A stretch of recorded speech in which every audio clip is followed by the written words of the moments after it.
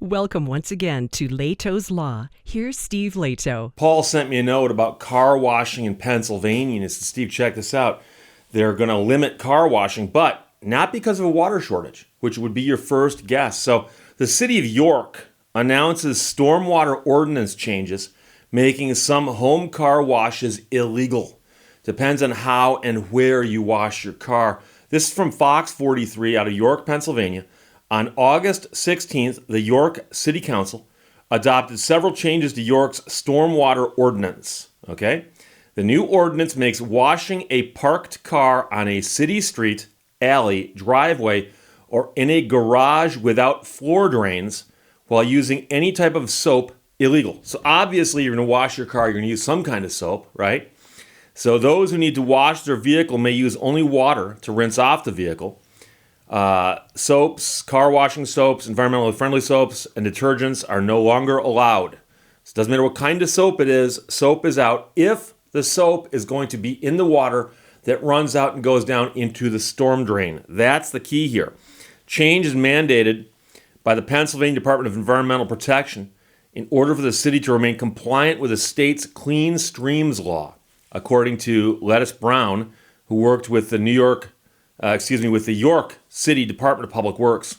According to the city, soaps contain harsh chemicals that flow into nearby storm drains and then into creeks and streams. These changes were reportedly necessary in order to improve the water quality of Pennsylvania creeks, streams, rivers, and the Chesapeake Bay. And you may have seen a lot of places will put near their storm drains, they'll spray paint on the road. Please understand that this water goes into the nearby creek or river. A lot of people assume that out of sight, out of mind, or they think, well, that's a sewer. Anything that goes in the sewer will go to the sewage treatment plant and get treated. And that's the thing, is that there's stormwater drains that just simply take the water that falls from the sky and run it off into a nearby creek. And so the thinking is, well, if it fell from the sky and goes to the creek, no big deal. But if you're washing your car using some kind of soap, and that soap goes into the storm drain, then it goes into the creek also. That's the problem. Alternatives to washing cars on the street are washing them on the grass. They got no problem with that. You can wash it on your lawn, or if you've got a stone pad, that'll work. The key is they simply don't want the water and the soap running into the storm drain.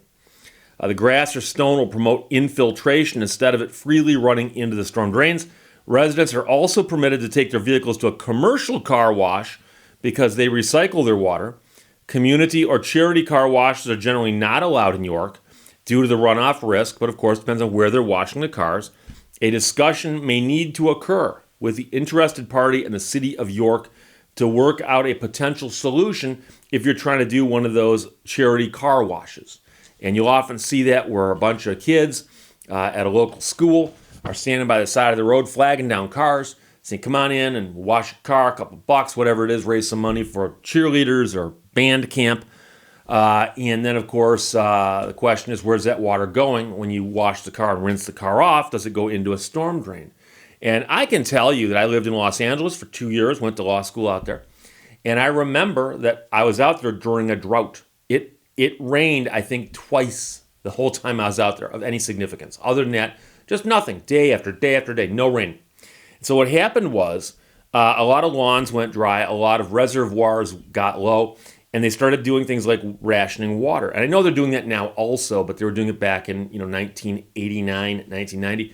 And I remember seeing people changing their oil in the streets. So what they do is they'd have the car pulled over to the curb. They jack it up just enough to get underneath it, pop the oil filter off, and just let the oil run in the street. And I saw that more than once. And I've asked people about it and said, oh, yeah, I've seen people doing that. They don't care. And the weird part about that, of course, is that you go by the next day, the car is no longer there. There's a big old oil streak, and the oil streak goes down towards the storm drain. And I remember when I was in Los Angeles, there would be times where it did rain. I mentioned once or twice it rained. And they would then announce on the radio, you can go to the beach today, but don't go in the water. The water is just contaminated. It's filthy. You got to wait for a while for the ocean to cure because so much garbage and stuff got washed out of all these drains that had been dry for so long that a lot of the stuff accumulated in them. And some of it's just junk, but a lot of it's also other stuff like, all those oil changes. So, people don't think about this stuff. So that's why a lot of towns have gone around with the stencils and spray painted next to the storm drains. It's usually a shorter message, but something to the effect of, this drains into the river. Don't dump here. And so the question a lot of people are going to have is it really necessary with respect to soap and a car wash? I'm washing my car. Is that really that big of a deal? And they say it is. And they measure it. I'm assuming they've found measurable quantities of this showing up in places it shouldn't show up. But the other cool thing about this, though, is there's a simple solution for most people. And that is you can simply wash your car someplace where the water doesn't go into a storm drain. So if you've got a lawn, roll your car into the grass and wash it on the lawn. Now, you might not be able to do that, but find some place where you can do that if you can. So it is now an ordinance that you have got to abide by if you are in the city of York. So this is York, Pennsylvania. But I suspect more cities have an ordinance like this, just hasn't made the news, and many more will going forward, especially in Pennsylvania, because it looks like the Pennsylvania Department of Environmental Protection is looking into things they can do to clean up the waterways of Pennsylvania.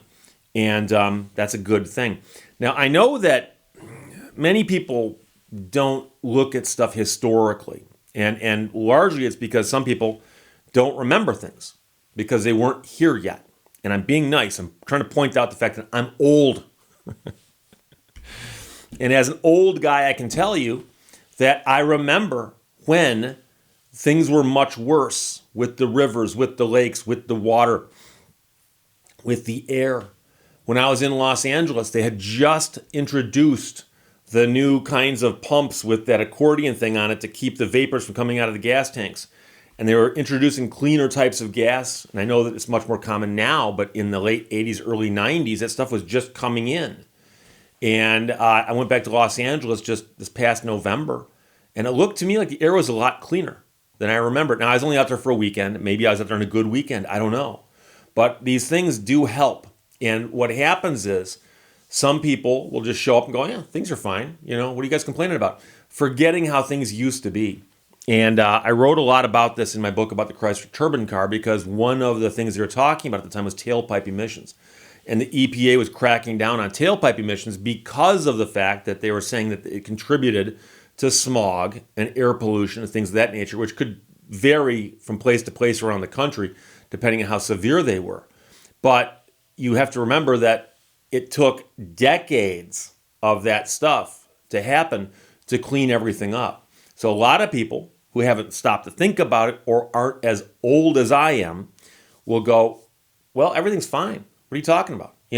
Not realizing that, well, the way we got it here is we brought it back from a worse situation. And so I can tell you that there are waterways out there, rivers, creeks, lakes, that were much worse in the 50s, 60s, and 70s. And they're coming back now. They're coming back. And one of the reasons they're coming back is they cracked down on a lot of this stuff. And this is just one of those steps in that direction. So if you're in York, PA, this will affect you. If it affects you, you can comment below.